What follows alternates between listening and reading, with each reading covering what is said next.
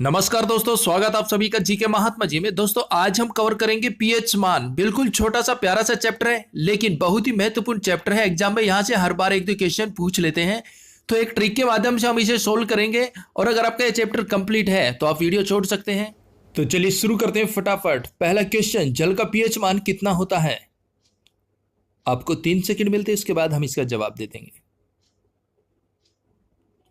Option A 7।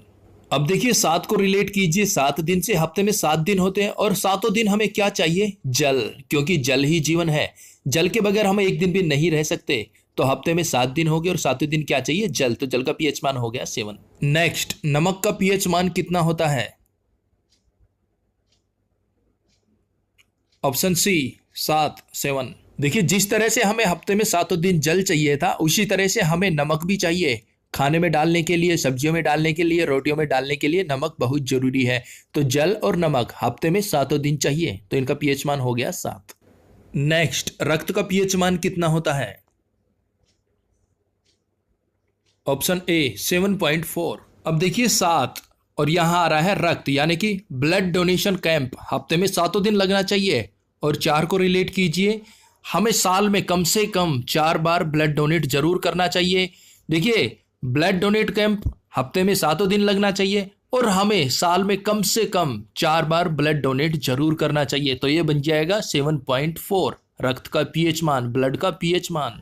Next, आंसू का pH मान कितना होता है? Option B 7.4।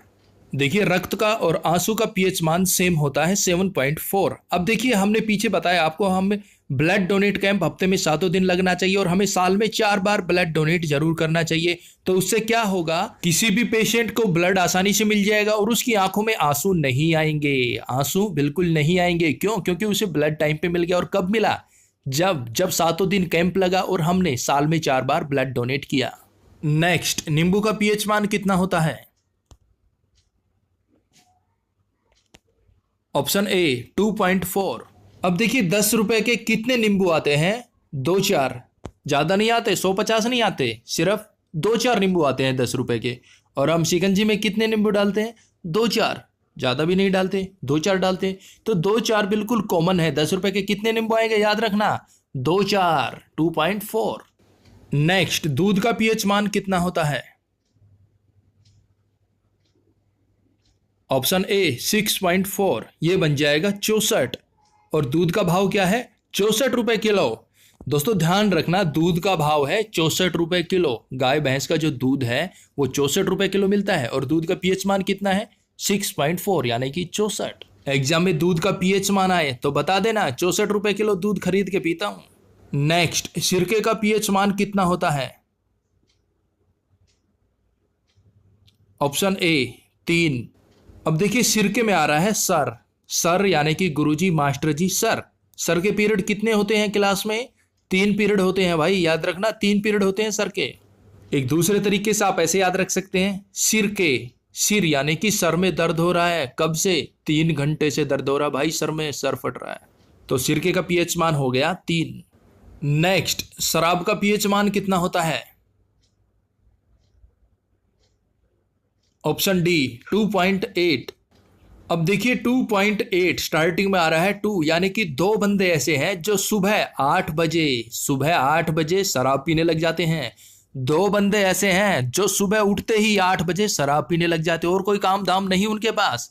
लेकिन सिर्फ 2 ही बंदे हैं ऐसे जो सुबह 8 बजे उठते ही शराब पीने लग जाते हैं और कोई नहीं है, यानी कि 2.8। भाइयों बहनों, मेरा मित्र, शराब घर का नाश होती है, उसे बिल्कुल भी नहीं पीना चाहिए।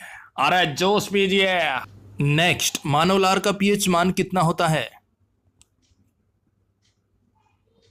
ऑप्शन ए 6.5 से 7.5। अब देखिए 6.5 ये बन जाएगा 65 और आगे है 7.5 ये बन जाएगा 75। अब देखिए लार, अब चाहे किसी व्यक्ति की उम्र 65 वर्ष हो चाहे 75 वर्ष हो, अगर उसके सामने रसगुल्ले रख दिए जाए तो उसके मुंह में लार आ जाता है। ऑटोमेटिक उसके मुंह में क्या आ जाता है? लार। फिर चाहे वो 65 वर्ष का हो चाहे 75 वर्ष का हो। तो लार का पीएच मान हो गया 6.5 से 7.5, यानी कि 65 से 75। नेक्स्ट, समुद्र जल का पीएच मान कितना होता है? ऑप्शन सी 8.5, ये बन जाएगा 85। भाई समुद्र देखना है चलो। नहीं भाई, यहां से 85 किलोमीटर दूर है और किराया जो है वो भी लगेगा 85 रुपए, तो हम नहीं जा सकते क्योंकि ना तो मेरे पास 85 रुपए है और ना ही मैं 85 किलोमीटर पैदल जा सकता हूं। तो समुद्र जल का पीएच मान हो गया 85 यानी कि 8.5। नेक्स्ट, मानव मूत्र का पीएच मान कितना होता है? ऑप्शन ए 4.8 से 8.4। अब देखिए 4.8 का बन जाएगा 48 और 8.4 का बन जाएगा 84। अब देखिए 48 घंटे कितने हो गए? 48 घंटे में 24 दूनी 48, 2 दिन हो गए। तो मानव को निकाल दीजिए मूत्र, यानी कि गोमूत्र। गोमूत्र हमें कम से कम 2 दिन पीना चाहिए, यानी कि 48 घंटे तो पीना ही चाहिए, 2 दिन तो पीना पड़ेगा गोमूत्र कम से कम, तभी जाकर बॉडी में कुछ फर्क दिखेगा। दोस्तों ये सिर्फ और सिर्फ आपको याद कराने के लिए और रिलेट कराने के लिए है। कभी जग लेके पहुंच जाओ मदर डेयरी के भैया गौमूत्र देना। नेक्स्ट, पीएच पैमाने का पता किसने लगाया?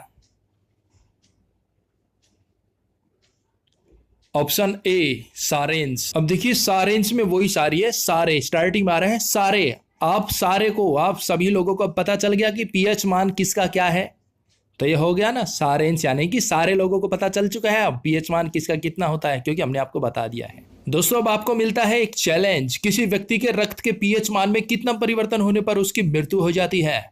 बिल्कुल इजी क्वेश्चन, देखते हैं कौन कौन इसका सही जवाब देते हैं। और दोस्तों इनके अलावा आप कोई भी ट्रिक बनवाना चाहते हैं, कोई भी आपको टॉपिक है जिस पर आपको ट्रिक चाहिए, तो प्लीज कमेंट्स कीजिएगा। और इस वीडियो के बारे में आपको कोई भी सुझाव, कोई भी विचार, तो प्लीज कमेंट्स कीजिएगा और एक लाइक तो बनता है बॉस। तो मिलते हैं नेक्स्ट वीडियो में, तब तक के लिए जय हिंद, जय भारत।